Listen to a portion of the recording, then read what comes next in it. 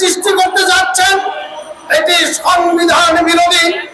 সংবিধানের রাজনীতিকে করা হয়েছে স্বাধীনতা, সেইখানে আইন করে এই রাজনীতিকে শৃঙ্খলিত করার চেষ্টা করছে আরেকটি স্বৈর শাসকের মতো একটি চাপিয়ে দিতে যাচ্ছে আমাদের উপর। রাজনৈতিক দল নিবন্ধন দিলে সরকারের কোন অর্থনৈতিক ক্ষতি নেই, সরকারের কোন দপ্তরের বাড়তি কোনো ব্যয় নির্বাহ করতে হবে না। কেন আজকে রাজনীতিকে শৃঙ্খলিত করা হচ্ছে? আজকে দেশের 53 বছর স্বাধীনতার পরেও কেন আমাদেরকে রাজপথে স্বাধীনতা খুঁজতে হয়?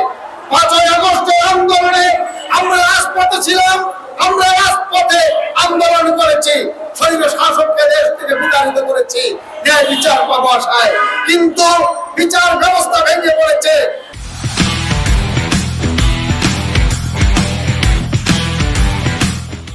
আজকে ন্যায় বিচার নেই, প্রখ্যাত আদালতের কাঠগড়ায় আজকে আমরা যদি বিচার প্রার্থনা করি সেটাও পাচ্ছি না।